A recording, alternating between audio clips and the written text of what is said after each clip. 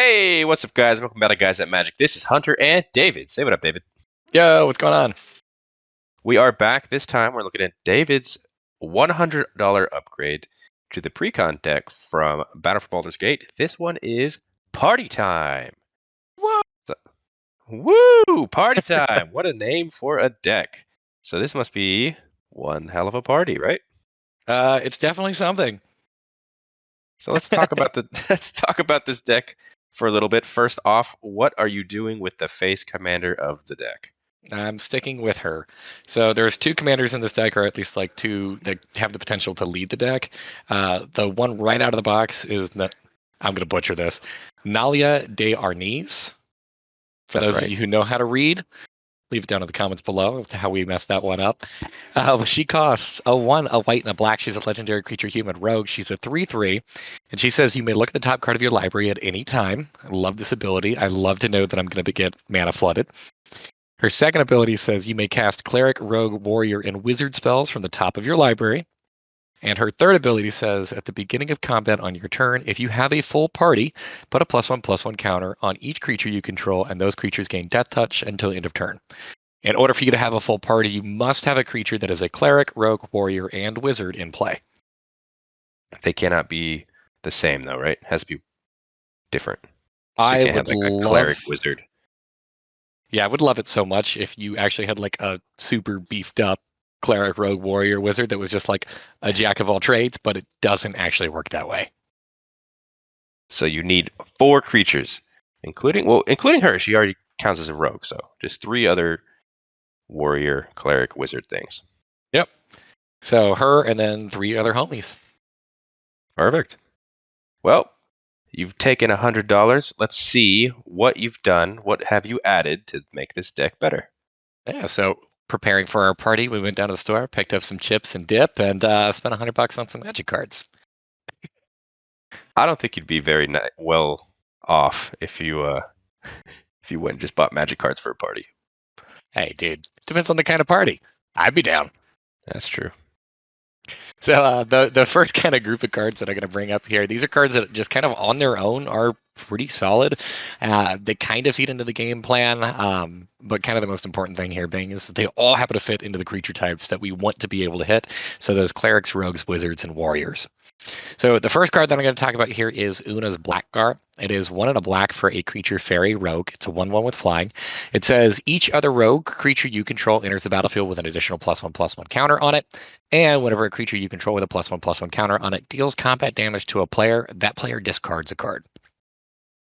So super dope because our commander is a rogue. This puts a counter on our commander, and then whenever any of our creatures with those +1/+1 counters are going to be able to connect, it'll kind of mess them up a little bit. So just a pretty solid card here. That seems kind of mean. Next up, speaking about mean, we have Draneth Magistrate that I'm going to add into this. This is 1 and a white for a creature human wizard. It's a 1/3, and it says your opponents can't cast spells from anywhere other than their hands. So it forces them to play fair, and it hates other people's commanders. Yeah, making your opponents not be able to cast their commander. That is some hate generation if I've ever seen it. Yeah, so I feel like so far, just like the first 2 cards I've talked about, maybe this isn't the kind of party you want to be invited to. Not all things are going to be bad things, though. The next one we're going to bring up here is Lae'zel, Blackest Champion. It is 2 and white for a legendary creature Gith Warrior. It's a 3/3, and it says if you would put 1 or more counters on a creature or planeswalker you control or on yourself, put that many +1 of each of those kinds of counters on that permanent or player instead. She also has Choose a Background, which is basically Flavor Text because she's not leading the deck. Pretty nice here, though. Our commander does put +1/+1 counters on our team, so long as we can fulfill that party mechanic. So if this card is out, we'll get 2 of those instead. Yeah, makes sense. Now, we also in this deck want to increase the number of creatures that we have. We want to maximize the number of creatures and just make sure that we're playing with basically all of them, really kind of feeding into our commander's second ability where we can play cards from the top of our library. So we're going to start to include a lot of our removal on those creatures. The first one I'm going to bring up here is Fiend Hunter. It's 1 a white and a white for a 1/3 human cleric. It says whenever it enters the battlefield, you may exile another target creature, and whenever it leaves the battlefield, return the exiled card to the battlefield under its owner's control. I guess you can use this on your own things. Realistically, you're probably going to want to drop this, take out one of your opponent's blockers, and then potentially, I don't know, swing the team in. Banisher Priest works very similarly. She is 1 a white and a white for a 2/2. Says whenever it enters the battlefield, exile target creature an opponent controls until Banisher Priest leaves the battlefield. Sigrid God favored, not flavored. Don't know what gods taste like. Is 1 a white and a white for a legendary creature human warrior. She's a 2/2 with flash. She also has first strike and protection from god creatures, which is never going to come up. But it says whenever she enters the battlefield, exile up to 1 target attacking or blocking creature until Sigrid leaves the battlefield. So each of these cards so far, they come down and they kind of mess with your opponent's boards a little bit. Now, I know that this is all kind of soft removal here. Nothing is permanently getting rid of those threats, but this might be able to buy you a little bit of time, or maybe, I don't know, allow you to push in and potentially just kill your opponent. The other really wonderful thing about this is that these can all be cast from the top of your library, so it gives you that extra kind of pseudo card draw, or at least access to more cards. Also amongst this category, we have Leon and Relic Warder. This is a 2/2 cat creature. It's a cleric, and it says whenever it enters the battlefield, you may exile target artifact or enchantment. And then, of course, whenever it leaves the battlefield, that artifact or enchantment will come back under its owner's control. But this one doesn't hit creatures. That's why I wanted to talk about it separately. Still super nice that it can end up taking out some of those pesky artifacts and enchantments, though. Yeah, it sounds like a pretty good removal package. To help us set things up, our commander obviously really cares about what is on the top of our library. So we want to be able to manipulate that in some way. One of the cards I'm going to be adding in here is Vizia Seer. It's a single black mana for a vampire wizard. It's a 1/1 and it says sacrifice creature, scry 1. We have a couple of cards in our deck that allow us to create some token that we can potentially sacrifice to this guy. We also have a little bit of recursion, like a recursion-esque package in this deck too. So in the case that maybe we have 2 clerics or 2 rogues in play and we just kind of want to be able to set that party mechanic up and maybe help continue to chain in things later on, we can sacrifice a creature to scry. Varigoth Bloodsky Sire is 2 and a black for a 2/3. He's a legendary creature demon rogue. He's got Death Touch and Boast, which is 1 and a black. It says target player searches their library for a card, then shuffles their library and puts that card on top of it. So super cool here. Not only does he help to count towards our party mechanic, but our commander can also potentially just immediately cast whatever he put on top, so long as we're tutoring for a creature. Yeah, that's a really good card advantage. Lastly, and I did kind of splurge on this card. This is actually the first thing that I threw into this upgrade. And you can kind of take it or leave it because it is the most expensive card here. But I really felt like it needed to be in here, especially for this setup package. And that's going to be Sensei's Divining Top. For a single mana, it's an artifact. It has pay 1, look at the top 3 cards of your library, then put them back in any order. It also has tap, draw a card, then put Sensei's Top back on the top of its owner's library. It's not going to help you kind of chain things together indefinitely, but if the top card of your library is a land, maybe you restack the top card of your library. That way you can hit an additional creature with it. One of the best pseudo card draw artifacts ever. Oh, it absolutely is fantastic. We're not necessarily breaking it or bringing it out to its full potential here, but I do think that in this deck, it's probably something that needs to be in here. I'd say. A couple of beaters that we're going to include in here are Righteous Valkyrie and Rankle, Master of Pranks. Righteous Valkyrie is 2 and a white for an angel cleric with flying. It's a 2/4. It says whenever another angel or cleric enters the battlefield under your control, you gain life equal to that creature's toughness. That's a pretty cool ability. We actually run a lot of clerics in this deck. It also has, as long as you have at least 7 more life than your starting life total, creatures you control get +2/+2. So, hoping to kind of pump the team a little bit there. Rankle Master of Pranks is 2 and 2 black for a legendary creature fairy rogue. He's a 3/3 with flying and haste and says whenever he deals combat damage to a player, choose any number. He's got 3 abilities that you can pick from, or you can pick, mix and match, potentially choose all 3 if you want. The first one says each player discards a card. The second one is each player loses 1 life and draws a card. And the third one is each player sacrifices a creature. This provides you a little bit of extra card draw here. You're not really caring so much about losing the 1 life. Also, if you happen to have doubled up on party members, you can always sacrifice some of them that maybe you no longer need to kind of mess with your opponent's board. And since you're able to play cards from the top of your library, there's a pretty good chance that you may be amassing cards in your hand at a certain point and discarding a land card to have your opponent discard something that they may need. Are all 3 very nice abilities.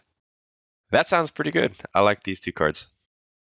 I would love to say that there's a lot of really good ramp choices, but sadly most rogues and wizards don't do a very good job, and in fact clerics and warriors also kind of suck at it.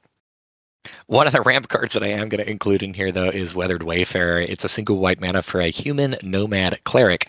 It's a 1/1. You can pay 1 mana, tap it, and if you do, you search your library for a land card, reveal it, put it in your hand, then shuffle. You can only activate the ability, though, if an opponent controls more lands than you. So it's more of a catch-up card than actually ramping to help you get ahead. Yeah, but catching up is important. It's also really nice to be able to just pay 1 single mana to get a cleric in play and potentially turn your party on. So far we've talked a lot about the creatures that we're going to be throwing in here. This next part is how we're actually going to start to kind of take over the game. What are we going to be doing to actually ensuring that we are going to win?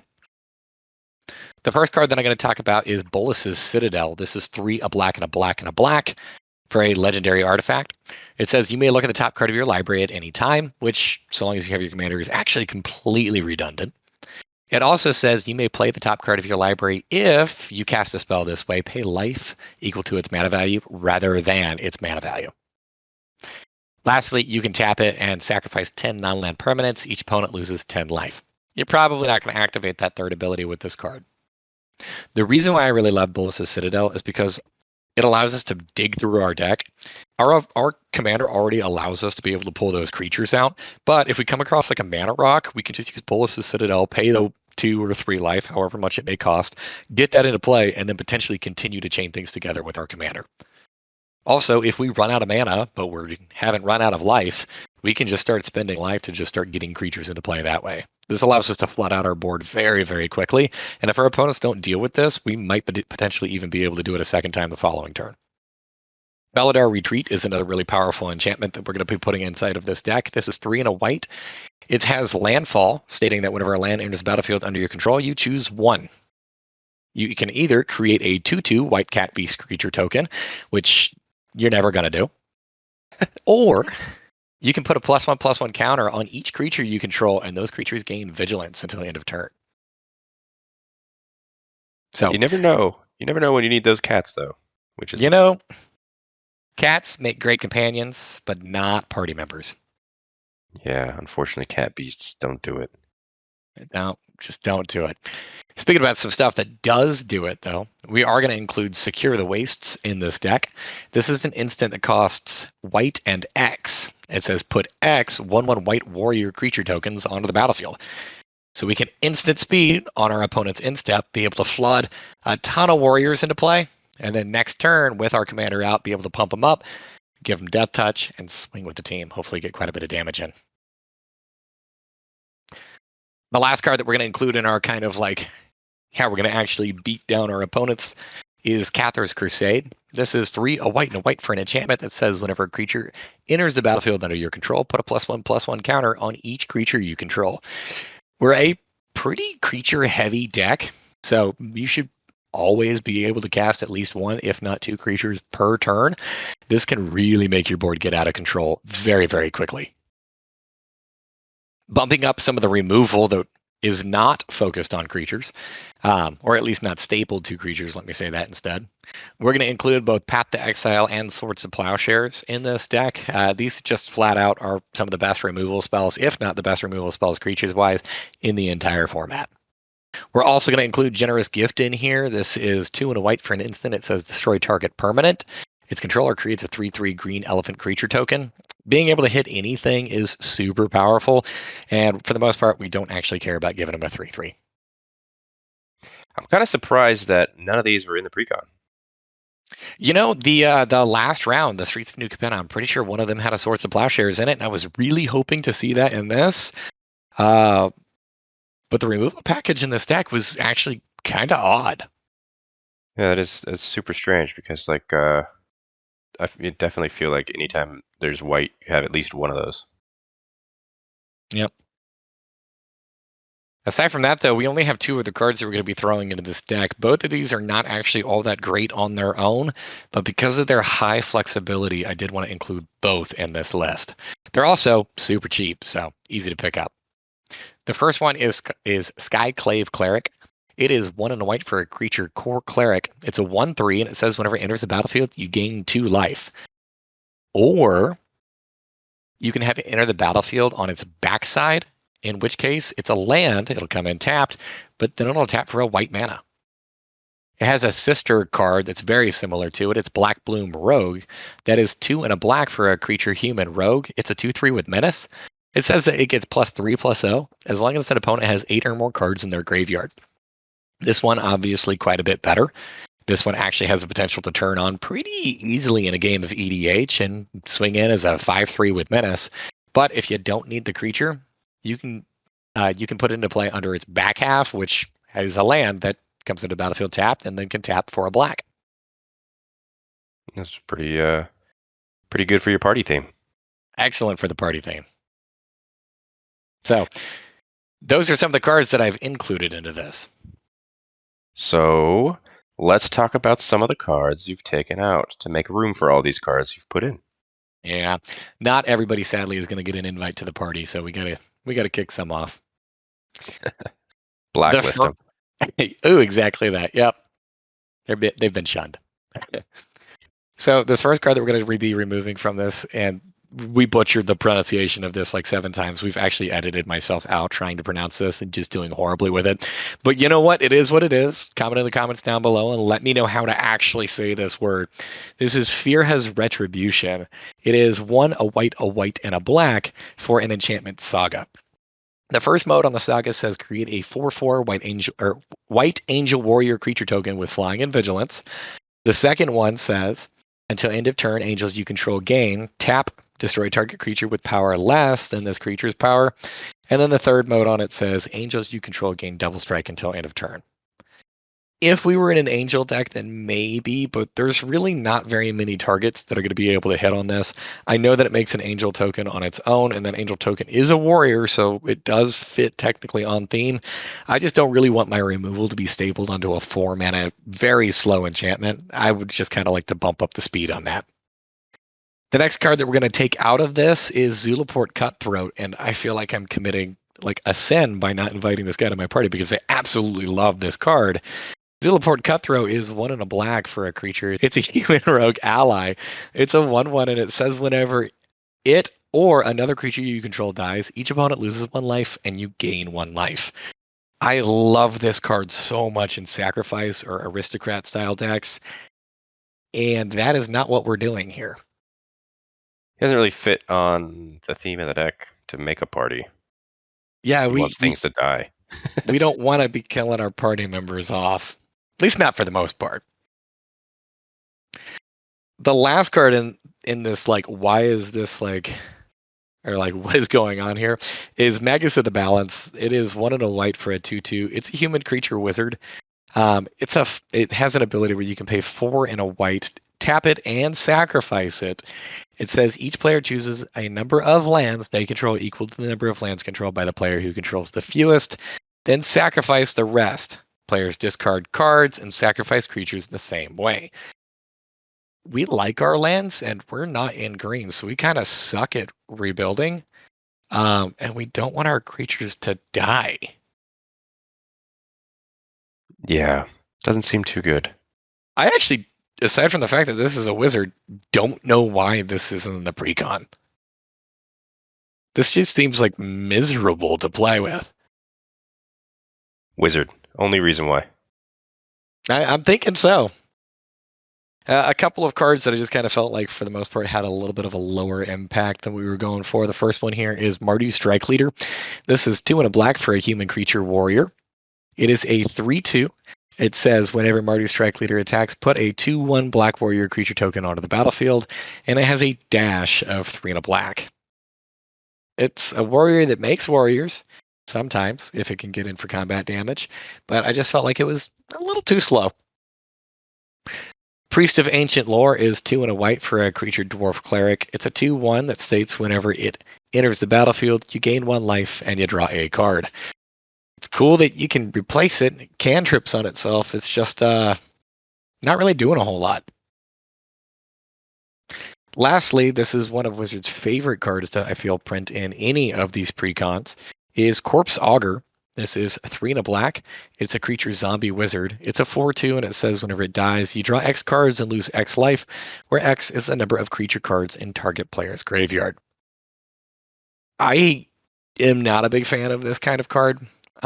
This is like you play it and then you hope that somebody attacks you and that you can block with this, and it never pays off as well as what I had hoped. Like, I don't know if I've ever had this draw more than a single card. Yeah, this is just a card that you just really want to die. Yeah, it's a card that you really want to die, and all of your opponents look at it and say, okay, well, I'll just attack you with flyers instead. This deck included 4 board wipes if we're going to be counting Magus of the Balance, which seems absolutely insane to me. That is way too many, especially for a deck that is slow to rebuild and really cares about a critical mass of creatures in play. I'm going to be getting rid of Stick Together, which is a new board wipe that on the surface sounds like it would probably be pretty good in this list, but I don't actually think is. Stick Together is 3 a white and a white for a sorcery. It says each player chooses a party from among creatures they control, then sacrifices the rest. As flavor text, or I'm sorry, as reminder text on there, it says to choose a party, choose up to 1 of each of cleric, rogue, warrior, and wizard. Then you nuke the rest of the board. My problem with this card is if you happen to have 2 of those creature types in play, you're still losing things. And if your opponents happen to have any of those creatures in play, they're not losing those things. Wizard is also the second most commonly printed creature type in the entire game. It's pretty likely at least one of your opponents will have a wizard in play. So it's a board wipe that sounds like it does really well. I just don't think it actually does. We're also going to be removing Austere Command from this deck. This is 4 a white and a white for a sorcery. It says choose 2. Destroy all artifacts, destroy all enchantments, destroy all creatures with converted mana cost 3 or less, or destroy all creatures with converted mana cost 4 or greater. Now, the Precon has a fairly solid curve. Most of our creatures are going to cost 3 or less, so we probably don't want to choose that mode. But we need our artifacts, we need our enchantments, and we have to choose 2 modes.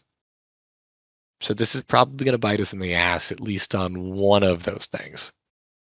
Yeah, and 6 mana is kind of a lot. 6 mana is a lot. Now, before all of you freak out and are like, "Oh my goodness, the board or the deck has like no more board wipes," there is still a board wipe in there.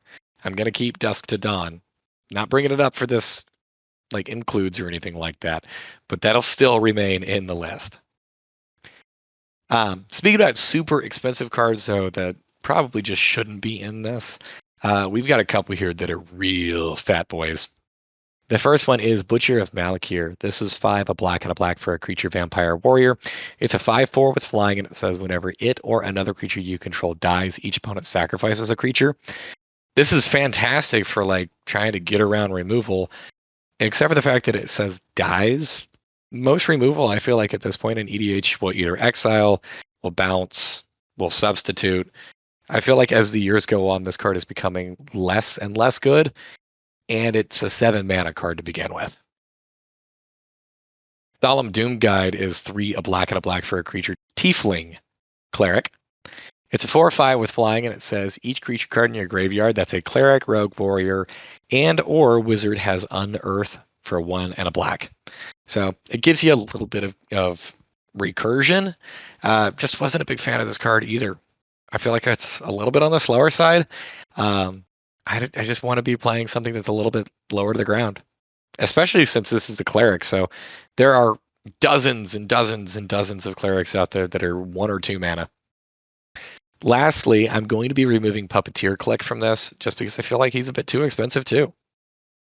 He is 3, a black and a black for a creature fairy wizard. He's a 3/2 with flying. It says whenever he enters the battlefield, put target creature card from an opponent's graveyard onto the battlefield under your control.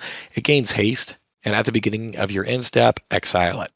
This card has Persist. For those of you who aren't familiar with what Persist does, it says whenever this creature dies, if it had no -1/-1 counters on it, return it to the battlefield under its owner's control with a -1/-1 counter on it.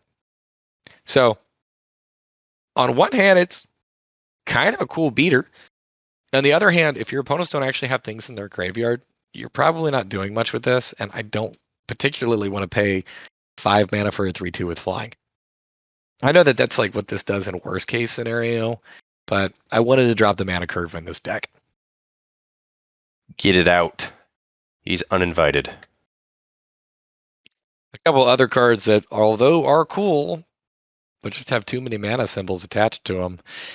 The first one here is Calculating Lich. It is 4, a black and a black for a zombie warrior. I'm sorry, for a zombie wizard. It's a 5/5 with menace, and it says whenever a creature attacks one of your opponents, that player loses 1 life. This card screams hate generator to me. I feel like all your opponents are just going to start attacking you as soon as you play this. And although it's a 5/5, and it is a wizard, so it fulfills some of the party requirements, it's 6 mana. Yeah, losing 1 life isn't terrible either. So. I think it's going to be enough to annoy some of your opponents and not enough to actually be impactful. It's going to be annoying enough to where they want to kill this card and not impactful enough where this is actually making you win the game. Pontiff of Blight is up next for 4, a black and a black. It is a creature zombie cleric. It's a 2/7, so it's got a big butt. It's got Extort. For those of you who don't remember, that says whenever you cast a spell, you may pay either a white or a black. If you do, each opponent loses 1 life and you gain that much life. It also states that other creatures you control have Extort. This is actually a really solid card in terms of the overall strategy of what our deck wants to do. Being able to drain our opponents, and especially since we're so creature heavy, it gives us something to dump mana into late game. But this, once again, is a pretty expensive creature. This is 6 mana. I just feel like we probably want our deck to be a little bit more aggressive and kind of focus more on the fact that our commander can pump our team and give it death touch, help us get in with combat damage. And if we're waiting till turn 6 to start doing that, we're probably doing something wrong. Lastly is Valiant Changeling. Valiant Changeling is a gigantic 5 and 2 white for a creature shapeshifter. It's a 3/3. It says this spell costs 1 mana less to cast for each creature type among creatures you control. This effect can't be reduced, or this effect can't reduce the amount of mana the spell costs by more than 5. So at absolute best, it can just cost 2 mana, which is fantastic, especially considering it's a changeling, so it's all creature types, and it's got double strike. The downside here, however, being is at its worst, it's a 7 mana 3/3 with double strike. Yeah, it's kind of a lot. I like the upside. I hate how much setup is required for this card. And if this is in your opening hand, it's basically like you just didn't draw anything. So we took out the giant spells or giant creatures. What else are we taking out? We're taking out a couple of other creatures from this deck. These are cards that I felt were kind of just included in this deck because they happen to be the appropriate creature type. The first one is Gonti, Lord of Luxury. This is 2, a black and a black for a legendary creature. It's an Aetherborn rogue. It's got Death Touch, and it states that whenever it enters the battlefield, look at the top 4 cards of target opponent's library. Exile one of the cards face down, then put the rest on the bottom of that library in a random order. You may look at and cast that card for as long as it remains exiled, and you may spend mana as though it were mana of any type to cast that spell. Gonti, Lord of Luxury is also a 2/3. 4 mana for probably the creature type we care about least in this deck. Our commander is a rogue, so we're always going to have access to one. And for an ability that does nothing to do with party, we have a whiff potential on this. I'm not a fan of Gonti here. Glorious Protector is a card that I'm going to remove here as well. This is 2, a white and a white for a creature Angel Cleric. It's a 3/4 with flying and flash. It states, so whenever it enters the battlefield, you may exile any number of non-angel creatures you control until Glorious Protector leaves the battlefield. It also has a foretell of 2 and a white. There are a couple reasons why I actually don't like this card. First off, in the case that I actually do use this ability, and this thing doesn't die, well, all of a sudden I've just exiled out the rest of my board. Yeah. That kind of being the first one. I understand that, yeah, you want to flash this in like response to a board wipe as like a, hey, I got him. Now you're only going to kill the Glorious Protector, but I'm probably not leaving 4 mana up in my low to the ground aggressive creature deck that I can play from the top of my library. I'm probably spending that 4 mana on, well, creatures that are going to help me win the game. And the foretell on this card is super cute, except for the fact that as soon as I foretell this, I've just told all of my opponents exactly which card it is because there's no other foretell in the deck. So, not a big fan there. The next one here is Nighthawk Scavenger. Nighthawk Scavenger is 1 and 2 black. It's a creature vampire rogue. It has flying, death touch, and lifelink. It also states that its power is equal to 1 plus the number of cards, plus the number of card types among cards in your opponent's graveyards. It starts as a 1 plus X for power and a 3 toughness. I don't actually know how to read the power toughness on this card, but that's what I'm going to go with. It's a rogue. We don't need more rogues. Simple That's all it enough. does. Yep. Lastly, in here, we've got Direfleet Ravager. Direfleet Ravager is 3 and 2 black. It is a 4/4 creature orc pirate wizard. It has menace and death touch, and it says whenever it enters the battlefield, each player loses a third of his or her life rounded up. And yes, you are included in that. Yeah, I don't want to lose that much life. I don't either. I don't actually understand why this card is in the deck, except for the fact that it says wizard on there. That's why. Wizard. Yep. So those are going to be some of the, well, generally speaking, just bad cards that we've cut from this deck. We also have some of the old removal, or some of the removal that's included in the precons that I just kind of want to make better, and that's why I included like the Swords and Path from earlier.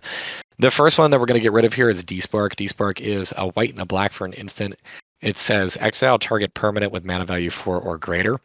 That's a great rate, but there are going to be plenty of games where you really need to be able to deal with that 3-drop or 2-drop or whatever other thing that your opponent has that Despark just cannot hit. Crib Swap is also a like huge. It's a head scratcher for me. It's 2 and a white for a tribal instant shapeshifter. It's got changeling, so it says that this card is every creature type, and it also says exile target creature. Its controller creates a 1/1 colorless shapeshifter creature token with changeling. If I'm exiling my opponent's things, they get a shapeshifter? Do I use this on my stuff? Duh. I don't think I want to. Yeah, try. It's a weird card, man. So, not a big fan. Crib Swap. I do love the artwork for it. Yeah, little goblin-looking thing looks so happy. What else are you changing? You changing your lands? I am changing lands. So I'm going to be cutting 1 plains and 1 swamp, and that's going to make room for the Skyclave Cleric and the Black Bloom Rogue that we talked about earlier. That makes sense. What are you bringing the land count down to? Land count is actually going to stay exactly the same as we're making just kind of a lateral switch. I'm still going to count both of those creatures as lands, as well, technically they have a land on the back side of the card. But if we don't need lands in the later portion of the game, they're creatures that act towards our creature count.